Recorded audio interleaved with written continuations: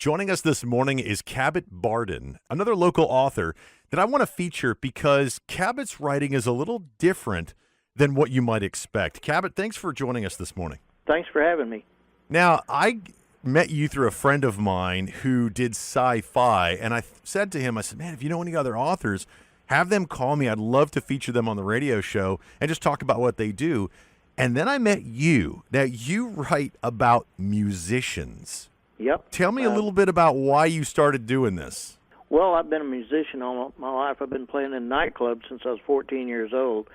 And in 1986, I'd read several books by Clive Cussler, famous author.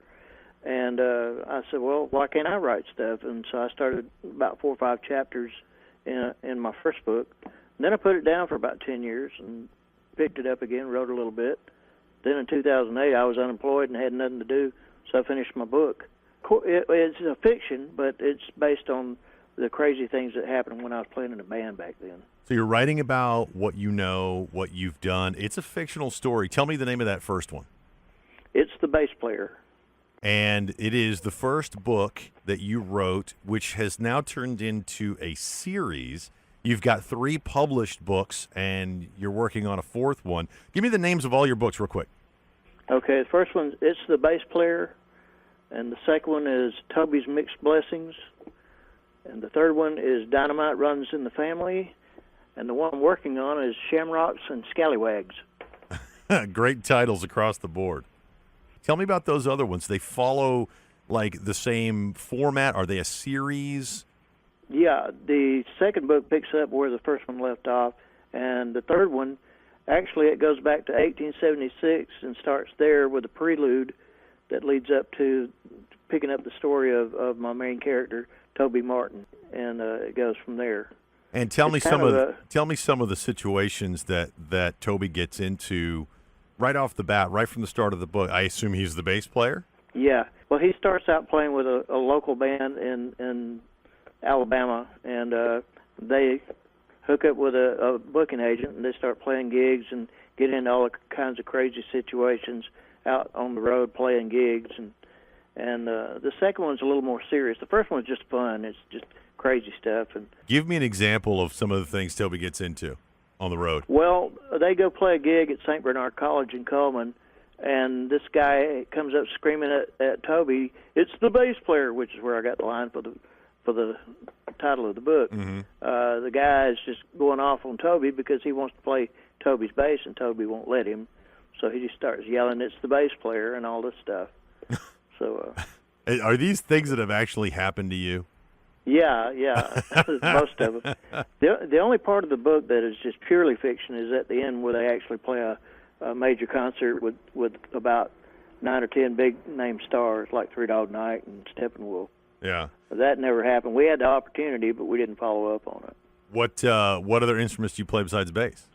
Keyboards, rhythm guitar, drums, banjo, mandolin, about anything string. Just one or two. Just one or two then, huh? Yeah. Why did you decide to start writing this? And I've got a follow-up question to this, but I want you to answer it first. Why did you decide to start writing a book about the crazy stuff musicians get into? Well, I just had all these great memories of when me and the other guys played together, and I said, well, I ought to write all this stuff down. And I had been inspired by my favorite author, Clive Cussler. I thought, well, why can't I write about stuff? I'd actually met Clive back in '89, and he said, write about what you know. Yep, write about what you know. So that's what I did. Okay, the follow-up question is this. Why did you wait 10 years to finish it? Well, I've been so busy with everything else in my life. I've been playing in bands and recording and other stuff all these years. We lived in Nashville for about 5 years, from 95 to 2000, so it's just been a hectic lifetime, and plus raising a family, you have to work all that together. Are you still playing gigs locally? No, I've retired from playing in bands. I retired about 3 months ago. I got tired of the late hours. I'm 62, so all those late gigs, they wear you out. So time to sit and write. Cabot's books are available at Amazon.com and also Barnes & Noble at the Summit's got a couple of copies. It's Cabot Barden, and you're going to want to meet this guy. His writing is a little bit different, and what he covers is basically his life. It's really cool. Now, Cabot, tell me about the new book that's coming out, the fourth one. Fourth one is totally different. It has nothing to do with musicians.